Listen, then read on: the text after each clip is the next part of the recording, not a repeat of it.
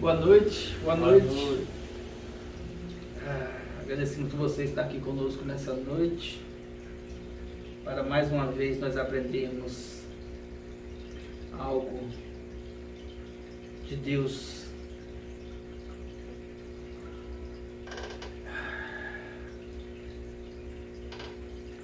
Nós te agradecemos, Pai, por teu cuidado em nossas vidas.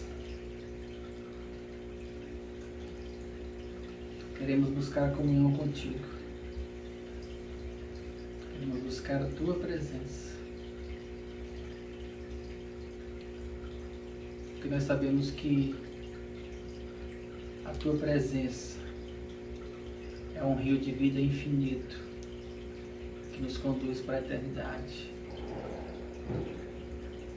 E tudo que nós almejamos é cada vez mais alcançar novos lugares da tua presença. Ir mais profundo, ir mais alto, ir mais longe, ir além, ou seja lá qual for, qualquer palavra que possa expressar o quanto nós queremos te conhecer mais, ao ponto de nos perder na tua presença.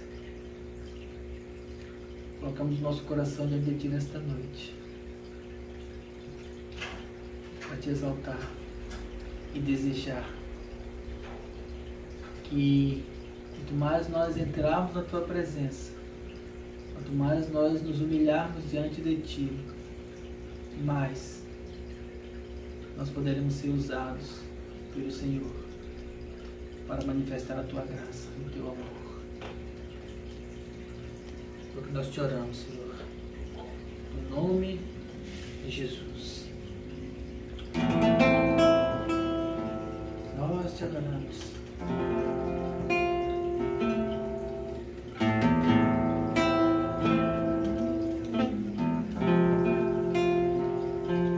Queremos muito mais de ti. Queremos que o Senhor nos conduza pelos caminhos do teu amor, pelos caminhos da tua graça. Queremos que o Senhor nos conduza pelos caminhos da verdade, porque somente andando na tua palavra, somente andando na tua verdade, nós encontraremos o propósito, o real propósito das nossas vidas. Somente andando na tua palavra, conhecendo o teu amor, enxergando quem o Senhor é que nós seremos cheios de ti, de forma que nós encontraremos uma condição de vida completa. Porque essa condição nós só encontraremos na tua presença. Ai, eu te adoro. Sim, nós te adoramos. Preciso mais da tua presença, Senhor. Preciso mais do teu amor, mais da tua graça, mais da tua verdade, mais do teu Espírito. Eu quero mais de ti, Senhor. Eu sou insaciável na tua presença, porque quanto mais eu mergulho em ti, mais eu descubro maravilhas na tua presença. Eu quero mais de ti, mais do teu amor, mais da tua graça, mais da tua verdade, mais da tua vida em mim, mais da tua unção, mais da tua presença, mais da tua face, porque a tua face é o que me alimenta. A tua face, olhar para ti, contemplo a tua face e sou iluminado com a tua glória. Contemplo a tua face e sou iluminado pelo teu amor. Eu quero mais de ti, Senhor, muito mais da tua presença, muito mais do teu amor, muito mais de ti, Senhor, porque eu te amo, Jesus, porque eu te adoro, Senhor.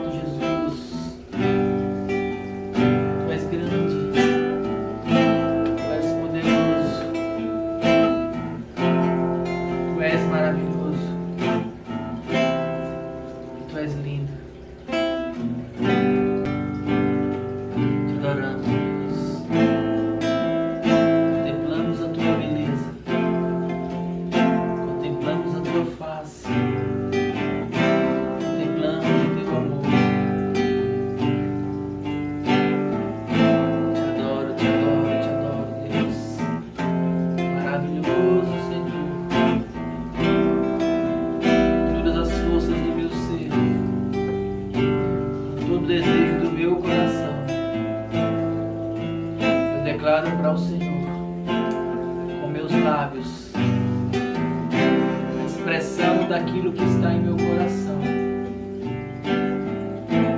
E essa expressão é que eu te amo. Eu te adoro. Eu dependo. Declaro ao Senhor que eu dependo. Dependo de Ti não só para viver nessa vida. Dependo de olhar para o Senhor. Dependo da Tua presença. Dependo de estar contigo. Porque é na Tua presença que eu compreendo a infinidade, a profundidade, a dimensão do Teu amor, da Tua graça redentora, da Tua vida em mim. Eu compreendo o quanto eu sou amado por Ti, o quanto que eu sou amado por Ti, e eu Te amo, Senhor. Te adoro. Muito obrigado. Obrigado por este momento, por Tua presença aqui em nós. Te adoro, Deus. Te adoro. Aleluia. Mais uma vez, boa noite. Boa noite. Para você que está conosco. Glorificamos a Deus por sua vida.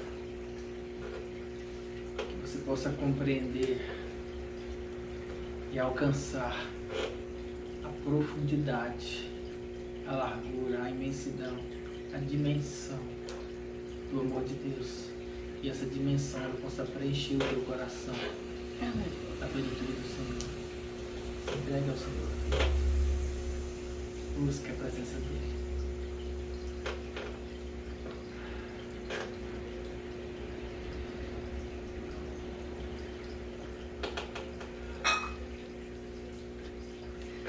Amém? Amém. Vamos à palavra? Nós vamos continuar com a série Personalidades. E como eu falei outras vezes, quando eu falo de personalidade bíblica, como eu tenho dito, eu não estou procurando aquelas personalidades mais conhecidas. Ultimamente eu tenho voltado o meu coração, o meu olhar na Bíblia para alguns personagens, alguns atores bíblicos, algumas pessoas relatadas na Bíblia que muitas vezes não tiveram tanta expressão, ou pareceram que não tiveram tanta expressão, mas as atitudes delas marcaram algo assim fundamental, tanto na história, ou muitas vezes algo que ela praticou e que traz um sentido para a minha vida. E hoje nós vamos falar sobre o rei Ezequias. Tem um episódio do rei Ezequias que é bastante conhecido. Peço que você abra a sua Bíblia em 2 Reis 18. Nós vamos passar pelos capítulos 18, 19 e 20. Que são os capítulos que contam a história do rei Ezequias. E foram 4 momentos assim bem marcantes da história dele. Nós vamos falar sobre cada um desses momentos e como nós podemos trazer isso para a nossa vida hoje. Certo? O rei Ezequias, para você se situar na Bíblia, ele era descendente de Davi, só que não tão próximo assim. Ele reinou mais ou menos uns 300 a 350 anos depois de Davi. Então depois de Davi e Salomão, a descendência deles foi caminhando. Desculpa.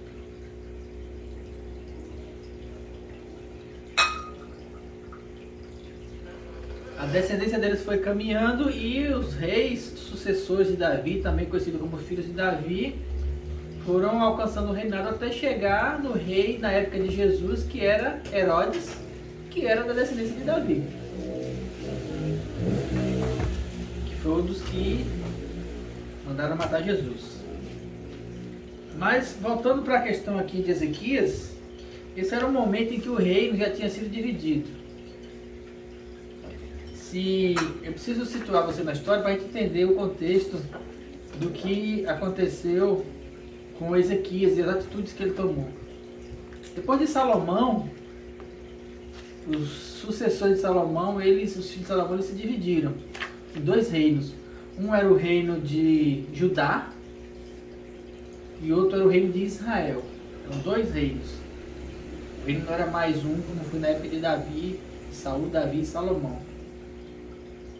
E a Bíblia ela vai contando a história desses dois reinos, esses dois reis, mas ele é mais específico na história dos reis de Judá, que é onde estavam os descendentes diretamente de Davi. E isso serve para poder chegar até Jesus, óbvio. Tudo aponta para ele. E aí nós estamos no cenário aqui em que Acaz morreu, que era o pai de Ezequias. E Acaz era um rei que fez coisas ruins. Então nasceu Ezequias. 2 Reis 18.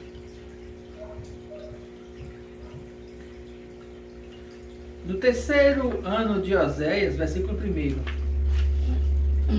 filho de Elá, rei de Israel, começou a reinar Ezequias, filho de Acaz, rei de Judá. Tinha 25 anos de idade quando começou a reinar e reinou 29 anos em Jerusalém. A sua mãe se chamava Abi e era filha de Zacarias. Ele fez o que era reto perante o Senhor, segundo tudo o que fizera Davi, seu pai. Lembrando que não era diretamente pai dele, pai na genealogia. Removeu os altos, quebrou as colunas e deitou abaixo o poste ídolo. E fez em pedaços a serpente de bronze que Moisés fizera, porque até aquele dia os filhos de Israel lhe queimavam incenso e lhe chamavam de Neustã. E assim começou o reinado de Ezequias. O que foi que ele fez aqui? Nesses 300 anos de Davi até Ezequias, houveram várias alianças entre reis. Eu falo reis fora de Israel. Houveram invasões. E isso manchava, de certa forma, contaminava a fé do povo. De que forma? Pessoas, mulheres e reis vinham de outras nações e eles traziam as suas crenças. E nessa época aqui, bem mais do que hoje, a religião ela tinha um poder muito decisivo na política de Estado. Muito mais do que hoje, porque naquela época a fé era praticamente a estrutura de todo o reino. O reino se fundamentava na sua fé, na sua religião, nos seus deuses. E havia essa contaminação. Então, das primeiras coisas que Ezequias fez, apesar de seu pai ser um rei que não andou segundo o coração de Deus, ele resolveu dar uma santificada na nação. Então tudo aquilo que representava coisas que fossem distantes de Deus, que não representavam a vontade de Deus, ele foi retirando.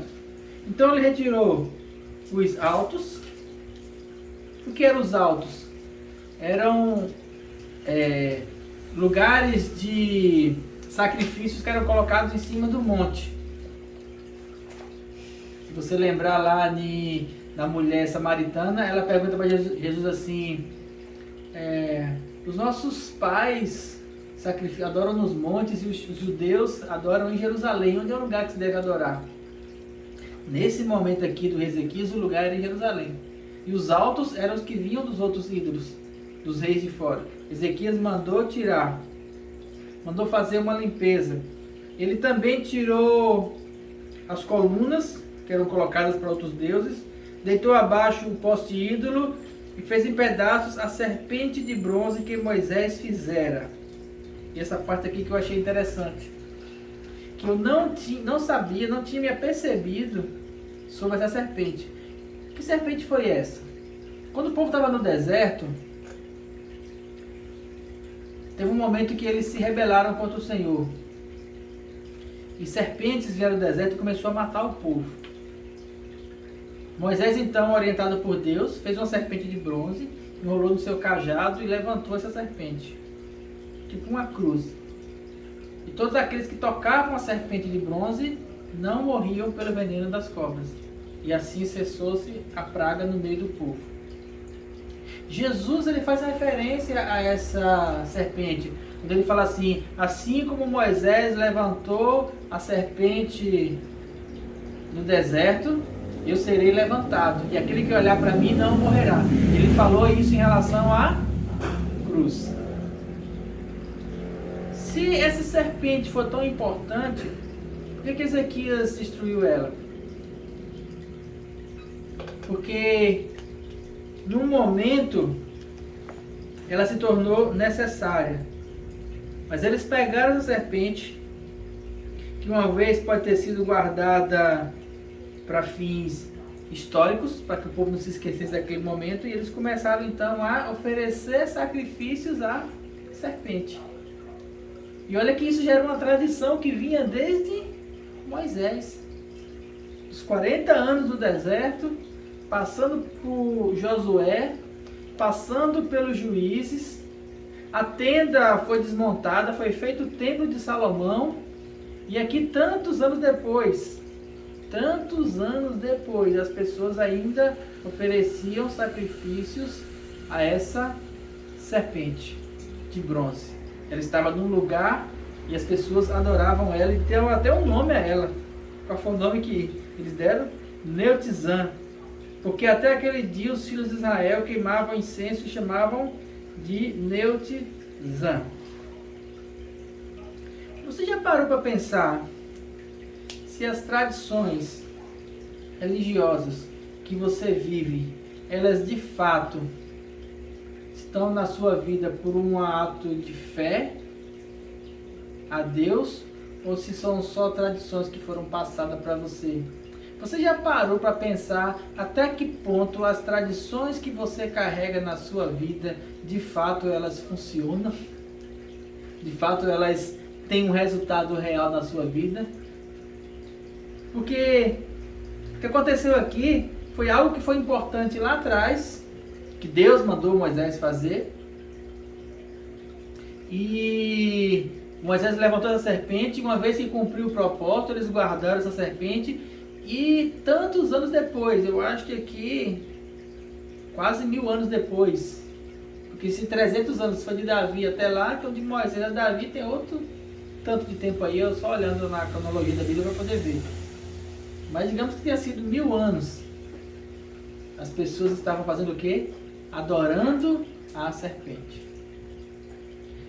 Muitas vezes algo que nós aprendemos lá atrás, algo que aconteceu lá atrás com outros, um fato, uma atitude, um posicionamento, muitas vezes até um ritual que é feito lá atrás, ele tem um sentido para a pessoa lá atrás. Só que hoje, na nossa vida, talvez ele não encontre mais sentido. Por que eu quero dizer isso? Porque no mundo de hoje está repleto de religiosidades, de rituais, de coisas que as pessoas fazem sem nem saber o porquê, por tradição. Até que ponto essa tradição ela tem um efeito real na sua vida, principalmente na sua comunhão com Deus. Por que Ezequias mandou destruir aquela serpente? Porque as pessoas estavam tirando o olho de Deus, estavam olhando para a serpente que Deus tinha mandado fazer.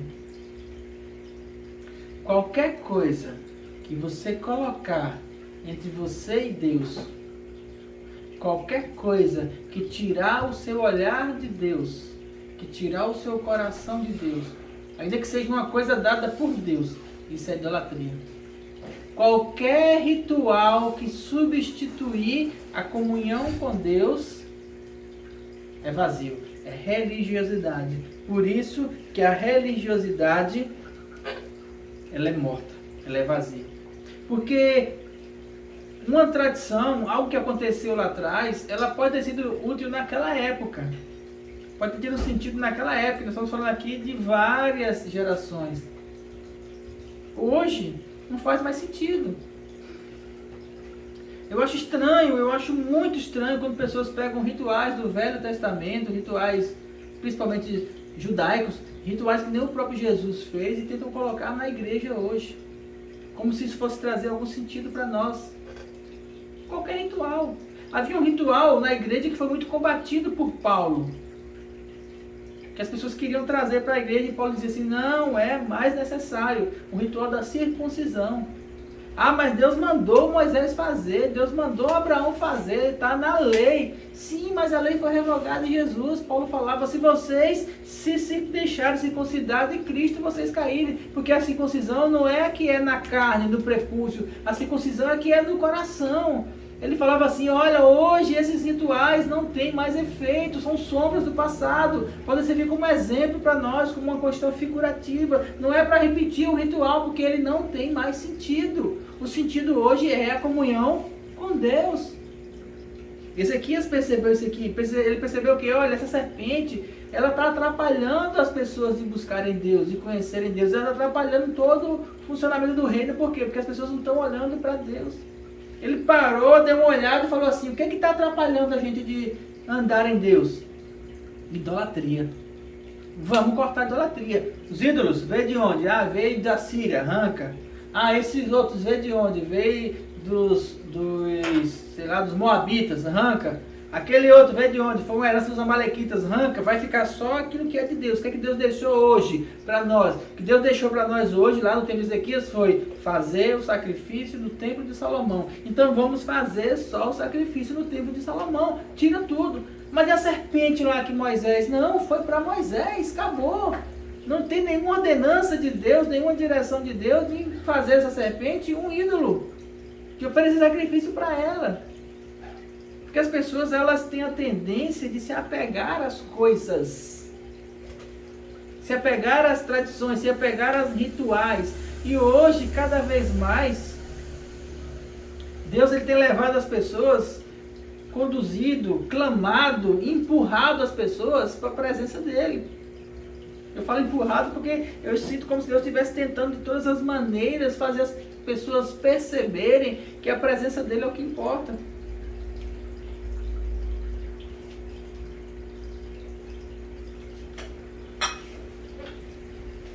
Rituais vazios não trazem a presença de Deus. Eu vou comentar de novo como foi difícil para mim compreender durante a pandemia que pessoas não conseguiam fazer cultos em casa.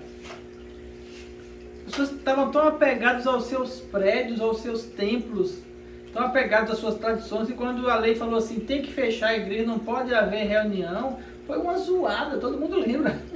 Foi um ribuliço. Ah, porque isso é obra do diabo, o diabo não pode fechar a igreja. E aí estão apegados ao templo, estão apegados ao prédio, estão apegados às tradições, estão apegados às serpentes. Mas isso não é só dessa nossa época, não. Um dos motivos pelo qual apedrejaram Jesus, mataram Jesus, foi porque ele falou assim, ó, tá vendo esse templo aqui de Salomão, que vocês tanto venderam, não vai ficar pedra sobre pedra que não seja derrubado. E de fato não ficou. Só que ele não se referiu àquele templo, ele se referiu à idolatria, se referiu à adoração naquele templo. Ele falou assim, essa adoração aqui ela vai ser derrubada. Eu vou derrubar essa adoração. Eu vou derrubar todo esse processo da lei. Em 3 dias eu vou reconstruí-lo. E foi o que ele fez quando ele ressuscitou. Então pare e pense. Quais são as práticas religiosas que você tem hoje? Até que ponto essas práticas religiosas, elas são práticas do seu coração, que você de fato sente e percebe que elas estão deixando você mais perto de Deus? Ou são práticas que você faz por tradição, que você aprendeu assim, e que você não consegue encontrar um sentido nela, você só repete mecanicamente. É importante que você perceba isso. Eu sempre questionei as minhas práticas religiosas. Por que eu faço isso? Um dia desse eu estava vendo uma discussão teológica na internet sobre o que se faz durante os cultos. Qual é a ordem? O que é que se pode ou não se pode? Eram dois, um pentecostal e o outro tradicional, discutindo sobre o que é que se deve fazer na ordem do culto, na liturgia, como chamam, né? Que é aquilo que se faz nas cerimônias. O que é que deve colocar, o que deve tirar. Isso em toda religião cristã. Na verdade, toda religião tem a sua liturgia, que é a ordem que é feita durante as cerimônias.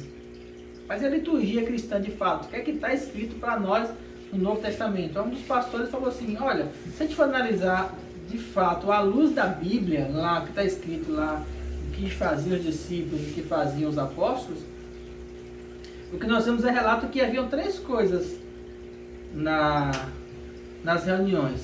Eles oravam, eles cantavam louvores e eles gastavam um bom tempo conversando, debatendo sobre a palavra, sobre o ensino da palavra, sobre o ensino da direção de Deus. E não havia uma ordem específica para isso. Em alguns momentos nós vemos orações, depois cânticos, depois palavra. Em alguns momentos nós vemos palavra, depois cânticos e ir embora. Em alguns momentos nós vemos só orações. Então assim, mas esses elementos são os três que estão lá. Beleza. Oração, cânticos e palavra, sempre com uma ênfase maior para se reunir, para falar sobre a palavra, para ensinar sobre Deus. O resto foi agregado. Aí ele fala assim, na nossa tradição nós temos esse elemento, associado ao ritual.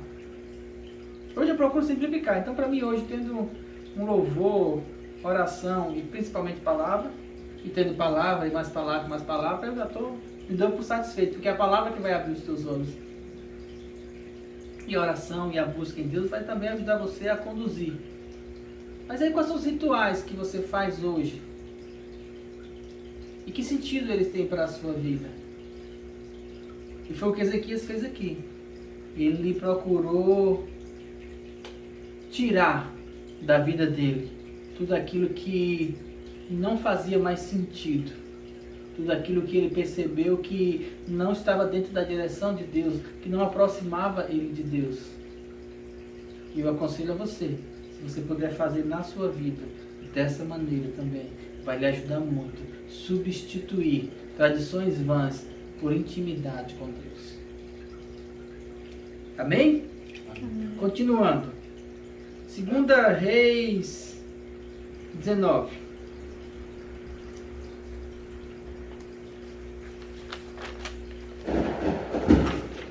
Essa situação ela é interessante. Quando você está em comunhão com Deus, quando você busca a presença de Deus, isso não quer dizer que tudo vai se tornar a mil maravilhas. Quando você busca a presença de Deus, a impressão que dá é que o inimigo ele se levanta com mais furor contra as nossas vidas. E é verdade. De fato, quando nós queremos concentrar a nossa vida em Deus, as hordas do inimigo, as hostes espirituais, elas se levantam para tentar nos destruir. E aí é que nós buscamos com mais afinidade de Deus, é aí que nós vemos o milagre de Deus. Por quê? Porque é nesse momento que Deus se manifesta com poder e glória. Esse exemplo Ezequias passou. Ezequias purificou a nação, Ezequias tirou os altares que não eram de Deus, Ezequias organizou novamente os levitas, os sacerdotes, instituiu toda a direção de culto como Deus havia falado. E aí se levanta o rei da Síria contra Ezequias. Um rei muito mais poderoso do que ele. Um rei que já tinha dominado todas os reinos em volta. E ele cerca Jerusalém, sobe no muro e começa então a afrontar. E ele envia generais e mensageiros e fala nos muros E diz assim: nós vamos invadir vocês, nós vamos destruir vocês, o que é que vocês dizem? O que Ezequias fez nessa situação? E essa situação é muito, eu acho ela muito legal. Ela me ensina muito. Foi mandada uma carta para Ezequias com a proposta de rendição do rei. Falou assim: eu vou invadir, vou mandar todo mundo. E a Síria naquela época é como se fosse assim, um grande país para invadir um país pequeno e que já tinha conquistado todos em volta. Tendo Ezequias, versículo 14 de 2 Reis 19. Tendo Ezequias recebido a carta das mãos dos mensageiros, leu-a. Então subiu à casa do Senhor e estendeu-a perante o Senhor. Ele pegou aquelas ameaças do rei da Síria, foi para o templo, colocou lá: isso daqui, Deus. Isso é ótimo. Apresentou dificuldade, quando você conhece Deus, apareceu dificuldade, o que é que você faz? Você vai para o seu quarto. Deus está aqui, ó. É isso. Porque quando nós conhecemos Deus, nós sabemos que Ele pode dar o livramento. Então estendeu perante o Senhor, orou perante o Senhor, dizendo: ó Deus de Israel, que estás entronizado acima dos querubins, tu somente és o Deus de todos os reinos da terra, e tu fizestes os céus e a terra. Inclina ao Senhor o ouvido e ouve-me. Abre, Senhor, os olhos e vê. Ouve todas as palavras que Senaqueribe era o rei, aos quais ele enviou para afrontar ao Deus vivo. Verdade é, Senhor, que os reis da Síria assolaram todas as nações e as suas terras. Lançaram fogo os deuses deles, porque deuses não eram, senão obras de mão de homens, madeira e pedra. Por isso os destruíram. Agora, pois, o Senhor nosso Deus livra-nos das suas mãos, porque todos os reinos da terra, para que todos os reinos da terra saibam que só tu és o Senhor Deus. Quando nós lemos essa história em outras passagens, essa história ela tem no Reis, ela tem Crônicas, ela tem no livro de Samuel. Quando nós lemos ela em Reis, nós lemos que quando ele recebeu a primeira ameaça do rei da Síria, primeiro ele pagou o imposto que o rei pediu, com ouro e prata, só que eles continuaram a cercar, então ele foi e se preparou, e ele começou então a preparar o povo para a guerra, que até então ele no período dele não estava em guerra, e ele fez muitas armas e muitas espadas e muitos escudos e muitos carros e cavaleiros, e ele se preparou, só que o exército da Síria era muito maior. E quando enfim a Síria cercou, que ele viu a própria condição, ele foi então para a presença de Deus. E o que acontece quando nós vamos para a presença de Deus? Digo a você com toda certeza, quando nós vamos para a presença de Deus, com sinceridade em nosso coração, Deus resolve os nossos problemas. Amém. Se nós estamos em Deus, Ele é poderoso para resolver todos os problemas. Ezequias estava cercado, a dificuldade era grande. Ele não foi procurar ajuda no Egito ou de qualquer outro reino. Ele foi para o templo, pegou a carta que ele recebeu do rei da Síria. Falou aqui: Deus, depende do Senhor. Essa afronta não é contra mim, essa afronta é contra o Senhor. Todos os outros reinos ele dominou. E disse que ele é maior que todos os outros deuses, mas o Senhor é o rei dos reis, de todos os deuses. O Senhor está sobre todos. Então coloca nas tuas mãos. Aí Isaías, o profeta, foi até ele e disse, versículo 32, porque assim diz o Senhor acerca do rei da Síria: não entrará nesta cidade, nem lançará nela flecha alguma, não virá perante ela com escudo, nem há de levantar tranqueiras contra ela. Pelo caminho de onde vier, por esse voltará, mas nessa cidade não entrará, diz o Senhor. Porque eu defenderei esta cidade para livrar por amor de mim e por amor do meu servo Davi. Então naquela mesma noite, o anjo do Senhor saiu e feriu no arraial dos assírios 185.000 homens. E quando se levantaram os restantes pela manhã, eis que todos estes eram cadáveres.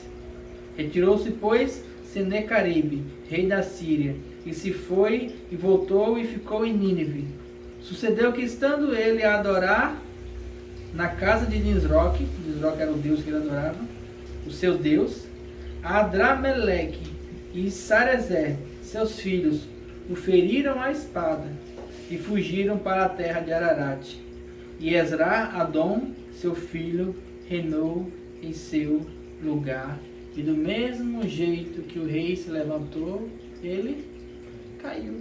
E Ezequias não precisou mover uma espada. Uma lança. Ah, mas isso foi lá, Guerra de Reis. Tem cara de Game of Thrones. A gente lê assim, a gente fica divagando. Mas eu quero que você traga para a sua vida. Imagine você que busca ao Senhor e se levanta uma situação externa na sua vida. Uma situação de confronto, uma situação de guerra, uma situação no trabalho, uma situação de desemprego, uma situação em que você se vê cercado. Digo a você com toda certeza, se você busca ao Senhor, se você vai até a presença dele, livre de tradições, livre de rituais, com o coração limpo, e você apresenta diante de Deus a sua causa, Deus vai resolver para você. Ele resolve. Ele resolve de uma maneira que você não precisa batalhar. Eu tenho experimentado isso na minha vida. Isso é maravilhoso. É maravilhoso quando você tem um problema e você vai para o seu quarto e você ora, e quando você sai dali, daqui a pouco o problema se resolve por ele mesmo. Deus vai lá e intervém. Deus foi lá, o anjo do Senhor, bastou um anjo do Senhor, saiu e matou 185.000. E ele ainda voltou envergonhado, os filhos dele ainda mataram ele, e lá mesmo ele ficou. Não entrou na cidade. Por quê?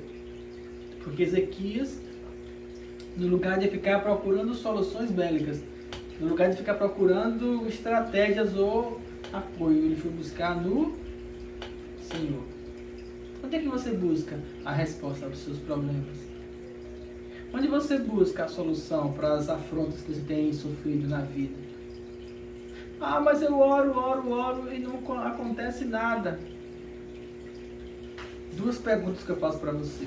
Quando você entra no seu quarto para conversar com o Senhor, até onde vai a sinceridade do seu coração? Até que ponto você é totalmente transparente com Ele nas suas petições, nas suas necessidades, nos seus votos, no seu relacionamento com Deus? Segundo, se você é sincero e verdadeiro com Deus, por que você não confia e deixa Ele fazer? Espera o tempo, as coisas acontecerem. Você pode dizer assim, mas isso aconteceu tão rápido. Só que Ezequias estava no templo, ele não sabia, ele não viu o anjo do Senhor ir lá e ferir os assírios e o que aconteceu depois. Foi um relato do que aconteceu enquanto ele estava no templo. Isso foi uma coisa que foi relatada depois. Relatar depois é fácil, mas na hora que está cercado, na hora que o problema está lá na sua frente, você precisa parar e confiar em Deus. Quando você está na presença dele, você precisa se manter na presença dele enquanto ele resolve o problema. Confiar é isso, confiar é deixar. Mas deixar mesmo as coisas acontecerem, é deixar, mas o problema está indo de mal a pior. Se você confia em Deus, você sabe que Ele é poderoso para dar o livramento. Se você está na presença de Deus e você recebe dentro de Deus uma confirmação no seu coração, uma palavra de Deus para você, como aconteceu aqui, o profeta foi lá e falou assim, olha, Deus falou comigo, pronto. Ah, mas Deus não mandou nenhum profeta falar comigo, pastor, porque o Espírito Santo está dentro de você. É o Espírito Santo que quer falar do seu coração, dizer assim, confia. Descansa, espera, eu tenho tudo sob controle. Essa confiança que nós precisamos ter em Deus. E essa confiança, ela só vem mediante a nossa comunhão íntima com Ele. Amém? Continuando. Falamos de uma situação externa. E quando a situação é interna? E quando o problema é aqui? 2 Reis 20. Caminha mais um capítulo.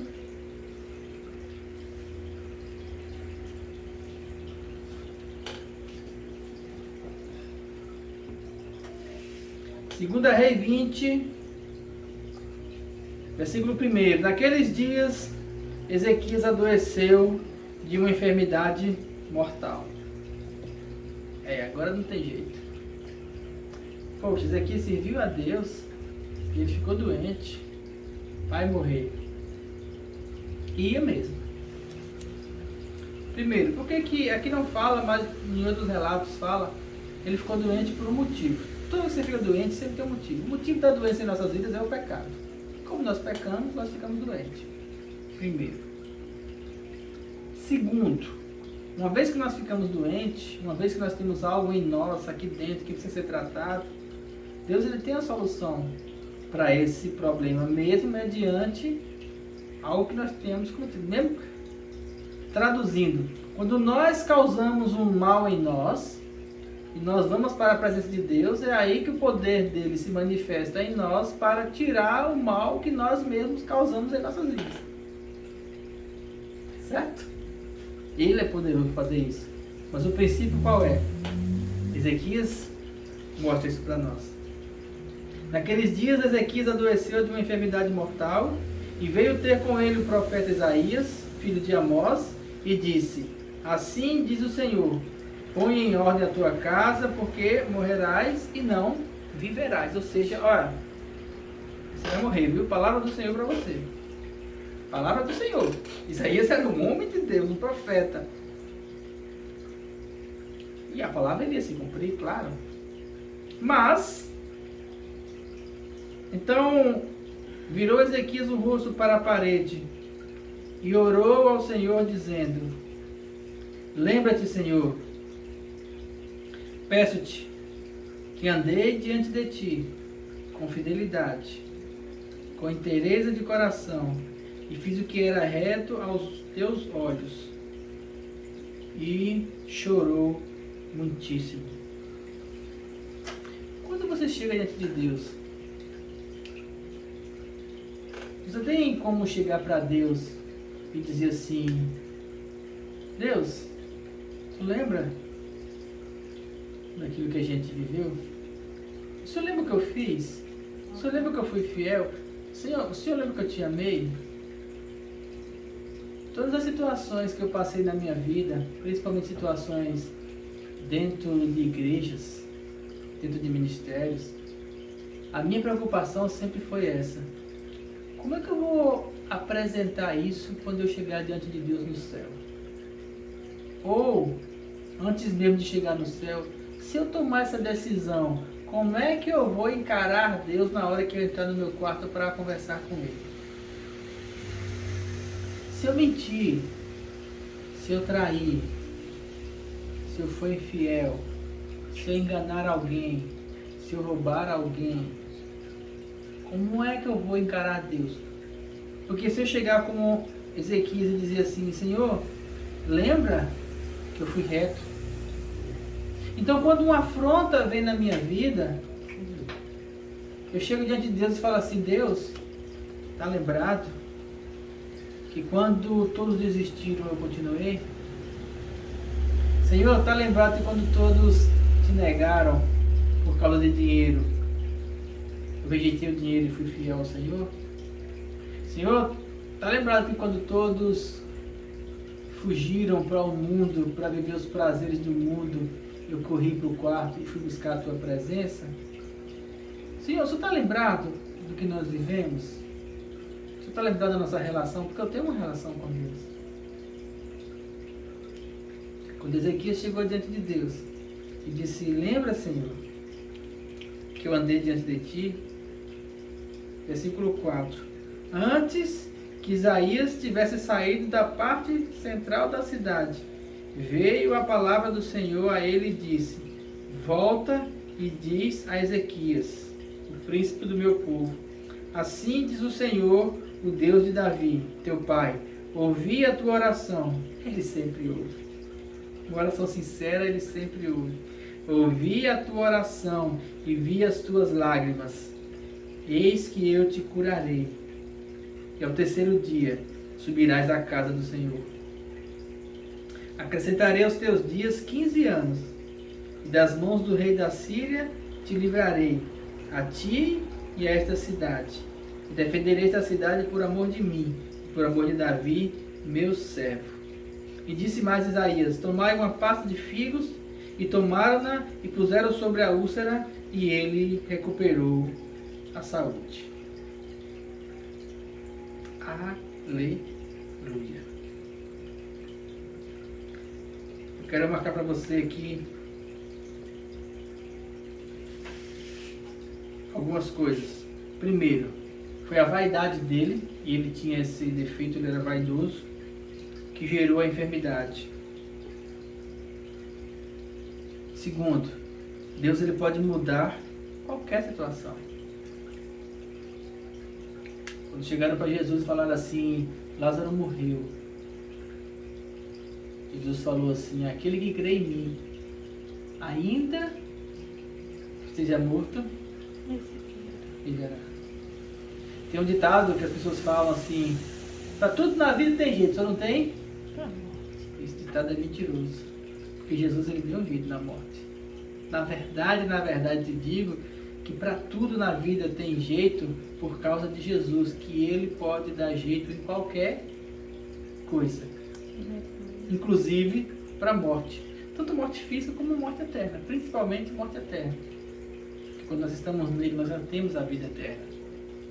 E ele falou assim: aquele que crê em mim, ainda que esteja morto, viverá. Você pode achar que a sua vida já foi destruída, você pode achar que não tem mais sentido, mas se você olhar para mim, eu mudo qualquer situação. Deus fala no teu coração assim: eu mudo, eu transformo, eu faço algo novo, eu destruo, refaço. Até a minha palavra eu mudo se for necessário, se você me amar. Quando Ezequias chegou diante de Deus, falou assim: eu sei que eu errei, eu sei que a minha vaidade trouxe essa doença, mas lembra da nossa história, lembra que eu tirei os altares, lembra que eu destruí a idolatria do povo, para que o povo buscasse o Senhor, eu restaurei o sacrifício, eu amo o Senhor e busquei isso, por que eu tenho que morrer agora? Aí na hora, no meio do caminho, Deus fez: pá, volta lá, Isaías. Isaías, ao contrário do profeta Jonas, que era desobediente, foi obediente, voltou, chegou diante dele e falou assim: olha, Deus vai mudar a tua história e vai te dar mais 15 anos. Em outro relato, o relato de Isaías, ainda tem assim dizendo que Ezequias ele pediu uma prova. Se o que tu está falando é verdade, me dá uma prova. Aí Isaías falou assim: tem uma prova para você. Olha para o relógio. E naquela época era relógio de sol. Pode voltar o tempo? Não pode. Mas ele vai voltar, olha. E a Bíblia diz que o relógio voltou 10 graus. Eu não sei se 10 graus era 10 minutos. Acho que devia ser. E o relógio então de Acais voltou 10 graus. Está escrito no outro texto. E aí Ezequias creu. E Ezequias foi curado na hora? Não. Por incrível que pareça, Isaías falou assim: tudo bem, Deus vai te curar. Faz pasta de figo, coloca sobre a ferida. Não sei porque eles não tinham essa ideia, acho que eles não conheciam, foi algo direcionado pelo poder de Deus, e eles fizeram a pasta de figo, foi orientado, e Ezequias então se curou e viveu mais 15 anos. Quero salientar aqui o seguinte: pode ter uma direção, pode ter uma lei, pode ter uma regra, pode ter uma condição, pode ter um princípio, até mesmo divino, que rege alguma situação. Se você confia em Deus, Ele muda a chave. Por exemplo, todo mundo fala: Não tem para onde. Aquilo que você planta, você colhe. Só que se você plantou algo errado e você se arrependeu e você fala assim, não tem como eu não colher mais isso, eu digo a você que até nisso Deus tem poder para mudar. Deus pode fazer nascer uma semente boa de uma plantação ruim. Deus pode fazer você colher onde você não plantou. Deus pode brotar folhas novas. Deus pode fazer qualquer coisa. E o que limita o poder de Deus em nossas vidas somos nós mesmos. Porque nós não conhecemos Ele o suficiente para saber que Ele pode fazer qualquer coisa.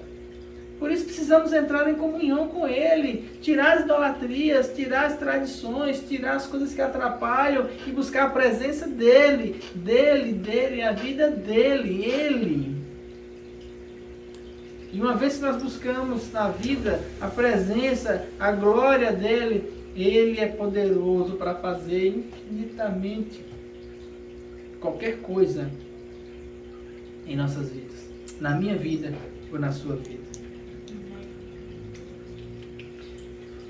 Para encerrar sobre a história de Ezequias, a última passagem é um alerta. Cuidado com a vaidade. Ele era vaidoso. Ele buscou a Deus, ele adorava a Deus, ele servia ao Senhor. A vaidade trouxe a enfermidade para a vida dele. E em 2 Reis 20, mais no final do capítulo, diz assim: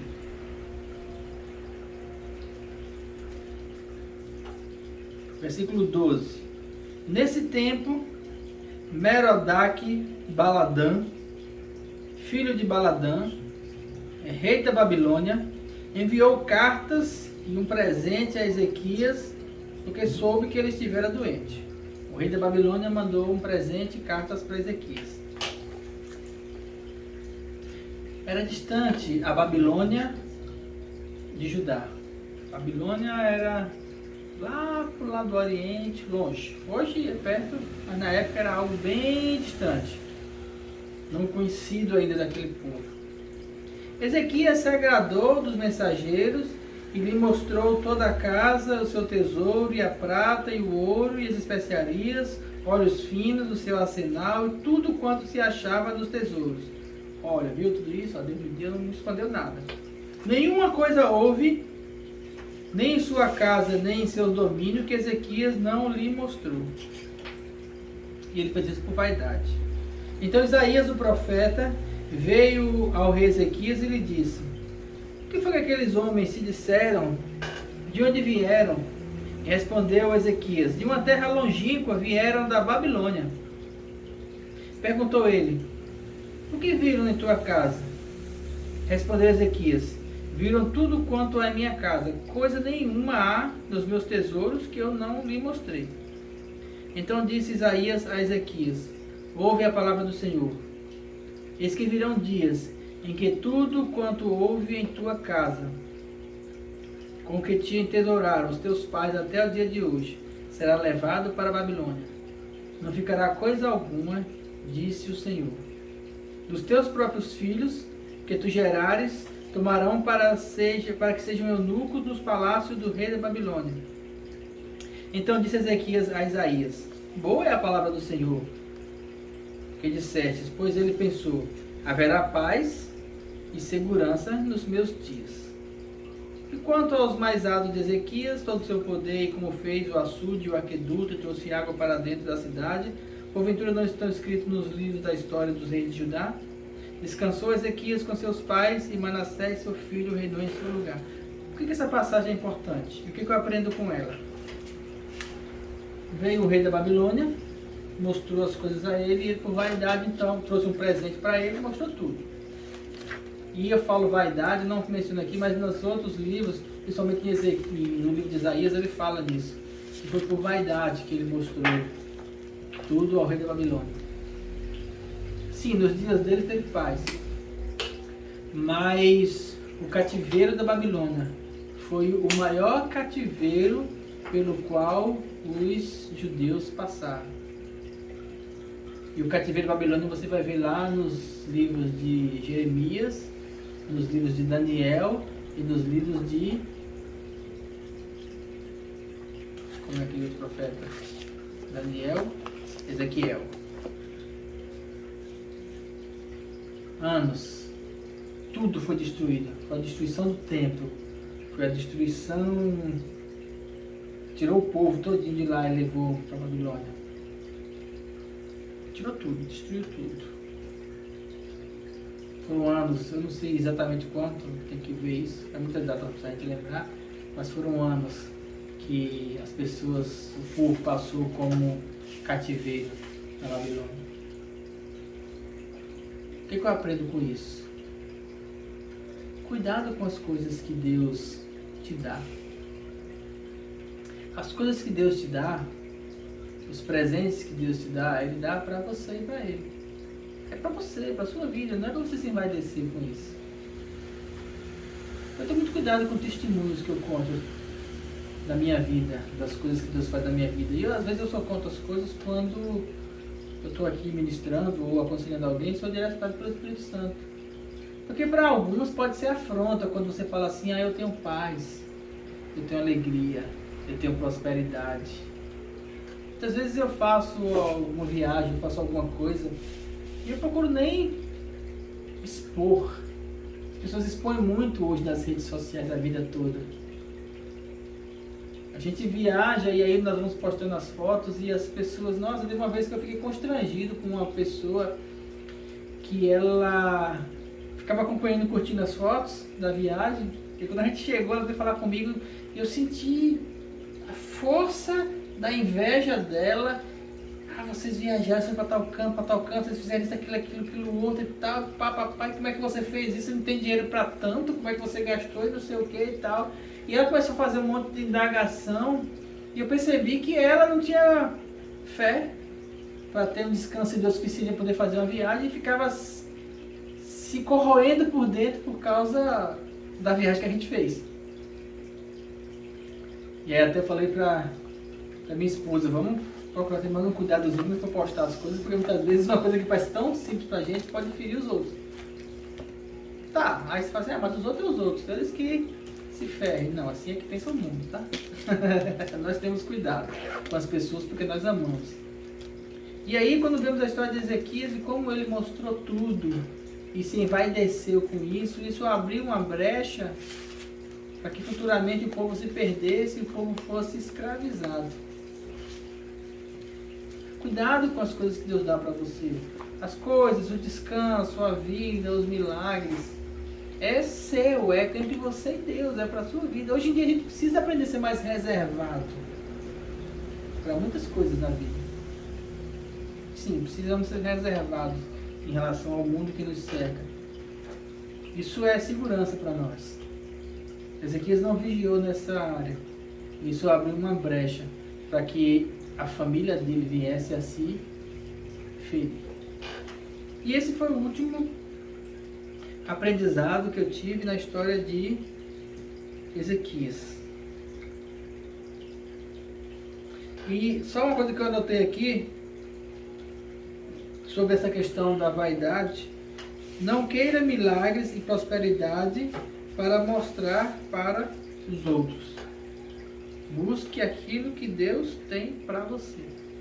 É muito comum nós vermos nas igrejas hoje as pessoas buscarem milagres e prosperidade para passar na cara dos outros. Aqui o carro que Deus me deu. Você não quer não? Vá orar. Eu escutei isso de pessoas. Aqui, a caminhonete que Deus me deu. Quem não tem é porque não tem fé. E eu falei assim, ô irmão, e se eu tiver fé, mas não quiser caminhonete?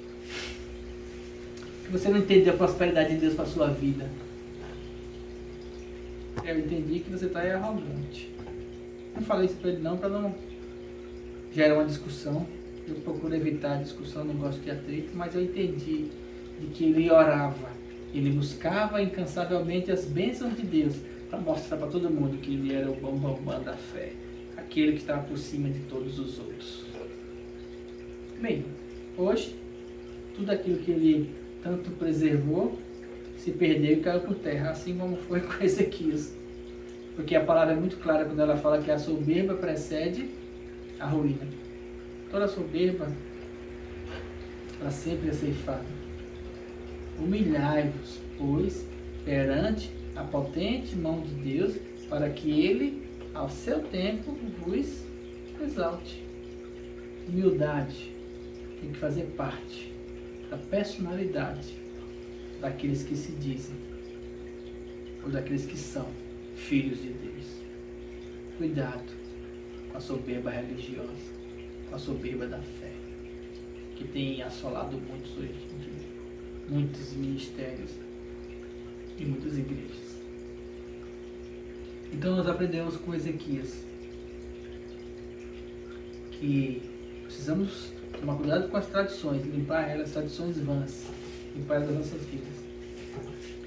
Quando nós confiamos em Deus e buscamos a presença dele, as circunstâncias externas, ele resolve, ele cuida. Quando nós buscamos a presença de Deus, os males que nos afligem internamente, ele traz a cura. E precisamos cuidar com a vaidade, porque ela é brecha para a destruição das nossas vidas. Amém. Amém? Amém. Vamos orar? Pai, nós te agradecemos por essa palavra revelada aos nossos corações. E que através do exemplo daquilo que aconteceu com Ezequias, o Espírito Santo possa nos guiar, clarear o nosso caminho, trilhar para nós o lugar onde nós vamos andar, para que não possamos ser a tua presença, mas de fato desfrutar tudo aquilo que o Senhor já proporcionou para nós. Nós possamos nos livrar de toda tradição vã que nos afasta de Deus e buscar a intimidade, e buscar a santidade, e buscar a presença de Deus, sabendo que quanto mais nós mergulharmos na intimidade com o Senhor, mais a santidade dele será manifesta em nossas vidas e mais nós vamos crescer em fé, na glória e na presença do Senhor. E é isso que eu declaro para as pessoas que têm escutado essa mensagem, que elas possam crescer na fé, que elas possam crescer na comunhão, que elas possam crescer na intimidade, na tua presença. É isso que eu declaro, e é isso que eu oro, em nome de Jesus. Amém. Amém? Amém. Mais uma reunião encerrada, eu louvo a Deus por sua vida e que você possa cada vez mais encontrar graça na presença dele. Boa noite e até a próxima reunião, em nome de Jesus. Obrigado.